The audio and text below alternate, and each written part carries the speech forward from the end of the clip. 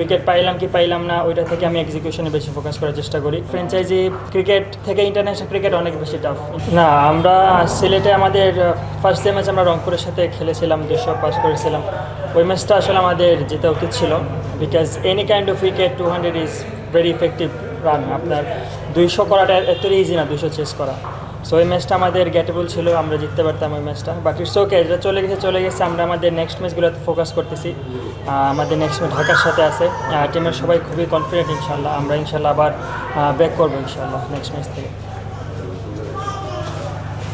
Next, Dhaka এখনো একটা match জিতে নেই আপনাদের প্রায়। তো ঢাকার সাথে জেতার জন্য কনফিডেন্ট কিনা, আত্মবিশ্বাসী কিনা যে না দলটা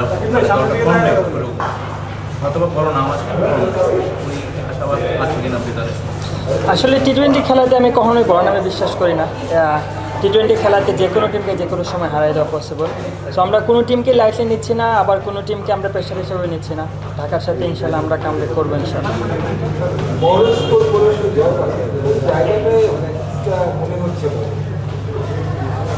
আমাদের মনে হয় আমাদের আরেকটু অর্গানাইজ বোলিং করলে খুব ভালো হয়। যেহেতু 205 আমাদের এগেনস্টে চেজ হয়েছে, তার মানে অবশ্যই বোলিংয়ে আমাদের কিছুটা লেগিংস ছিল। আমরা আর একটু অর্গানাইজভাবে যদি বোলিং করতে পারি এবং একটু প্ল্যানিং ওয়াইজ বোলিং করতে পারি ইনশাল্লাহ, আমি মনে করি আমরা যে প্রত্যাশিত রেজাল্ট করতেছি, আশা করতেছি, ওইটা পাবো ইনশাল্লাহ। 3 ম্যাচে 6 উইকেট পেয়েছেন আপনি, নিজের বোলিং পারফরমেন্সটা কত? দেখেন, আমি বিপিএলটাকে এনজয় করার চেষ্টা করতেছি এবং আমি আমার এক্সিকিউশনটা রাইট ওয়েতে হচ্ছে কি না ওইটাতে বেশি ফোকাস করতেছি। আমি সবসময় ইন্টারন্যাশনাল ক্রিকেটে পারফর্ম কীভাবে করবো ওইটা মাথার মধ্যে রাখি এবং ওইটাই এক্সিকিউশন মেইন জিনিস, ইন্টারন্যাশনালে হোক ফ্র্যাঞ্চাইজি ক্রিকেটে হোক। তো আমি বেশি কনসার্ন আমার এক্সিকিউশন নিয়ে, উইকেট পাইলাম কি পাইলাম না ওইটা থেকে আমি এক্সিকিউশনে বেশি ফোকাস করার চেষ্টা করি। আর টিমের মুভমেন্টে যখনই ব্রেক থ্রু দরকার হয় বা টিমের উইকেটের দরকার হয়, আমি চেষ্টা করি আমার সর্বোচ্চটা দিয়ে যাতে ব্রেক থ্রু নিয়ে আসতে পারি, যাতে টিমের হেল্প হয়, ওইটা চেষ্টা করি।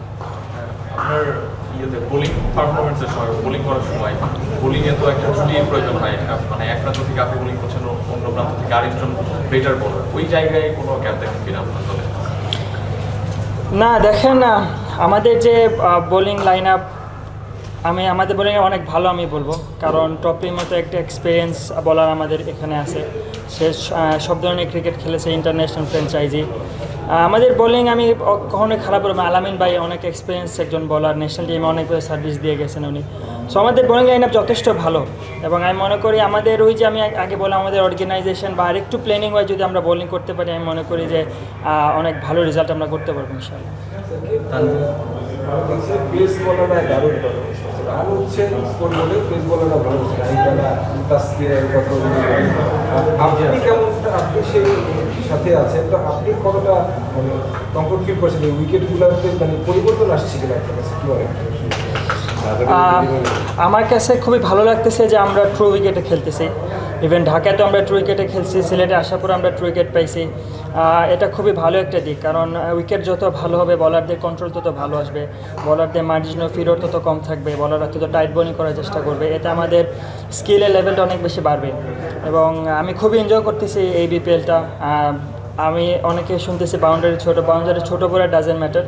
আপনি যদি এক্সিকিউশন ভালো করেন, আপনার জায়গার মতো এরকম মারতে পারেন, 90 মিটার 6 মারতে পারবে না, 65 মিটার 6 মারতে পারবে না। So it's all about execution. তো আমি খুবই এনজয় করতেছি এই বিপিএলটাকে।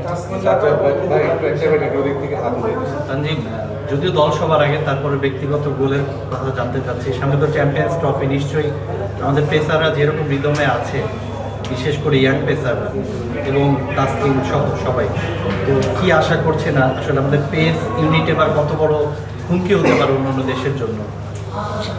আমরা যখনই একসাথে হই বা আমরা যখন ন্যাশনাল টিমে খেলি, আমরা সবসময় ইমপ্রুভমেন্ট নিয়ে কথা বলার চেষ্টা করি। ইভেন এই ফ্র্যাঞ্চাইজি ক্রিকেটও একে অপরের সাথে যখন দেখা হচ্ছে তখন আমরা ইমপ্রুভমেন্ট নিয়ে কথা বলতেছি, কারণ এখানে হয়তো এক এক টিমে খেলতেছি, কিন্তু এন্ড অফ দ্য ডে যখন আমরা ন্যাশনাল টিমে এক হব, আমরা দেশের হয়ে খেলি, ওইটা সব থেকে বড় ইম্পর্টেন্ট বিষয়।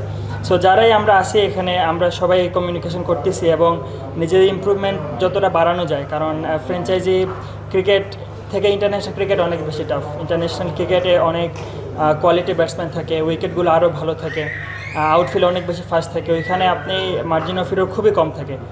সো আমরা ওই যে চেষ্টা করতেছি যে নিজেদের কন্ট্রোলটা আরও বাড়াতে ডে বাই ডে, কারণ ইমপ্রুভমেন্টের কোনো শেষ নাই। সো আমরা ওই জায়গাতেই ফোকাস করতেছি।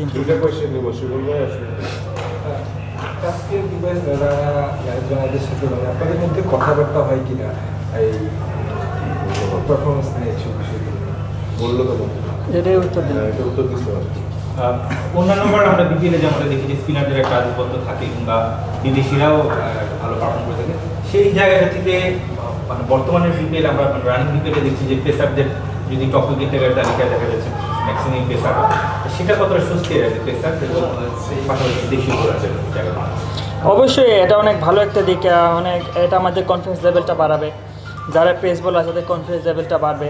আমি মনে করি এটার ক্রেডিট তো আমাদের গুড উইকেটে খেলা হচ্ছে এই কারণে হয়তো আমি বলবো, কারণ নর্মালি আমাদের স্পিন ট্র্যাক হয় মিরপুর আমরা দেখি, এই কারণে হয়তো স্পিনার অনেক বেশি আধিপত্য দেখায় থাকে। বাট এবার ট্রু উইকেট থাকে আমি মনে করি পেসাররা ভালো জায়গায় বল করতেছে দেখে উইকেটগুলো পাচ্ছে।